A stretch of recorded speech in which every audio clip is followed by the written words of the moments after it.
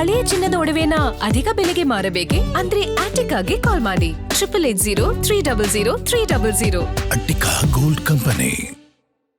ಪಾಕಿಸ್ತಾನದ ಈ ದಾಳಿ, ನರಿಬುದ್ಧಿ, ನರಿಸಂಚು ಇದ್ಯಾವುದೂ ಕೂಡ ಕಡಿಮೆ ಆಗಲ್ಲ ಅಂತ ಅನ್ಸುತ್ತೆ. ಭಾರತದ ಮೇಲೆ ದ್ವೇಷ ತೀರಿಸ್ಕೊಳ್ಳೋದಕ್ಕೆ ಏನೇನು ಮಾಡಬೇಕು ಎಲ್ಲವನ್ನ ಕೂಡ ಮಾಡ್ತಿದ್ದಾರೆ ಅಂತ. ಅಂಥದ್ದೇ ಅತಿ ದೊಡ್ಡ ಸಂಚು ಈಗ ಅನಾವರಣಗೊಳ್ತಾ ಇದೆ. ಭಾರತದ ಮೇಲೆ ದಾಳಿಗೆ ಸಂಚು ರೂಪುಗೊಂಡಿತ್ತ ಅನ್ನೋದು ಪ್ರಶ್ನೆ. 10,000 ಜಿಹಾದಿಗಳನ್ನ ಕಾಶ್ಮೀರಕ್ಕೆ ನುಗ್ಗಿಸ್ಬಿಡ್ತೀವಿ. ಲಷ್ಕರ್ ಇ ತೊಯ್ಬಾ ಭಯೋತ್ಪಾದಕ ಸಂಘಟನೆಯಿಂದ ಬೆದರಿಕೆ ಬಂದಿದೆಯಂತೆ. ಪಾಕಿಸ್ತಾನದ ಬಹಾವಲ್ಪುರದಲ್ಲಿ ಲಷ್ಕರ್ ಪ್ರತಿನಿಧಿ ಸಾರ್ವಜನಿಕವಾಗಿ ಘೋಷಣೆ ಮಾಡ್ಕೊಂಡಿದ್ದಾರಂತೆ. ನೋಡಿ, ಪಾಕಿಸ್ತಾನದ ಮುಸ್ಲಿಂ ಲೀಗ್ ಆಯೋಜನೆ ಮಾಡಿದ್ದ ಸಭೆಯಲ್ಲಿ ಘೋಷಣೆ ಆಗಿದ್ದು, ಪಾಕ್ ಗಡಿಯಿಂದ ಭಾರತದ ಒಳಗಡೆ 10,000 ಉಗ್ರರನ್ನ ನುಗ್ಗಿಸ್ಬಿಡ್ತೀವಿ ಅಂತ. ಲಷ್ಕರ್ ಸಂಘಟನೆ ಪ್ರತಿನಿಧಿ ಮೌಲಾನಾ ಈ ರೀತಿ ಘೋಷಣೆ ಮಾಡಿದ್ದು. ಲಷ್ಕರ್ ಸಂಸ್ಥಾಪಕ ಹಫೀಜ್ ಸಯೀದ್ ಉಗ್ರರನ್ನ ನುಗ್ಗಿಸುವ ಪಣ ತೊಟ್ಟಿದ್ದಾರಂತೆ. ಹಫೀಜ್ ಆದೇಶದ ಪ್ರಕಾರ ನಾನು ಘೋಷಣೆ ಮಾಡ್ತಿದ್ದೀನಿ ಅಂತ ನಾಸಿರ್ ಹೇಳ್ಕೊಂಡಿದ್ದಾರೆ ಸಭೆಯಲ್ಲಿ.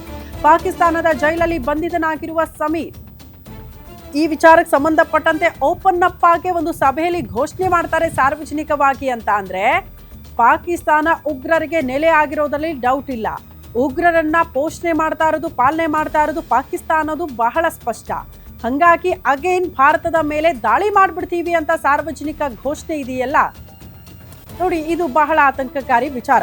10,000 ಉಗ್ರರನ್ನ ನುಗ್ಗಿಸೋದಾಗಿ ಘೋಷಣೆ ಮಾಡಿದ್ದಾರಂತೆ.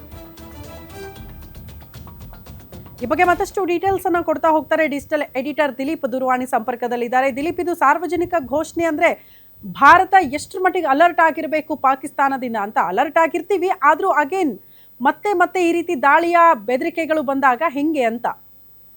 ಖಂಡಿತ ಶ್ರುತಿ, ಏನಂದ್ರೆ ಏನೊಂದು ಲಷ್ಕರ್ ಎ ತೊಯ್ಬಾ ಉಗ್ರ ಸಂಘಟನೆ ಇದೆ, ಅದರ ನಾಯಕ ಹಫೀಜ್ ಸಯೀದ್ ಹಲವು ದಿನಗಳಿಂದ ಅಂದ್ರೆ ಸಾಕಷ್ಟು ಸುಮಾರು ಒಂದು ದಶಕಗಳಿಂದಲೂ ಜೈಲಿನಲ್ಲೇ ಇದ್ರೂ ಕೂಡ ಜೈಲಿನಲ್ಲೇ ತನ್ನ ಉಗ್ರ ಸಂಘಟನೆಯನ್ನ ಬೆಳೆಸ್ತಾ ಇದ್ದಾನೆ ಅನ್ನೋದಕ್ಕೆ ಇದು ಅತ್ಯಂತ ಒಳ್ಳೆ ಉದಾಹರಣೆ ಅಂತ ಹೇಳ್ಬೋದು. ಯಾಕಂದ್ರೆ ಮದನಿ ಹೇಳಿರುವಂತ ನೆನ್ನೆ ನೀಡಿದಂತ ಹೇಳಿಕೆಯನ್ನ ಗಮನಿಸಿದ್ರೆ, ಏನೊಂದು ಪಾಕಿಸ್ತಾನದ ಪ್ರಮುಖ ರಾಜಕೀಯ ಪಕ್ಷಗಳ ನಾಯಕರು ಇದ್ದಂತ ವೇದಿಕೆಯಲ್ಲೇ ಮದನಿ ಈ ಒಂದು ಹೇಳಿಕೆಯನ್ನ ಕೊಟ್ಟಿರೋದು.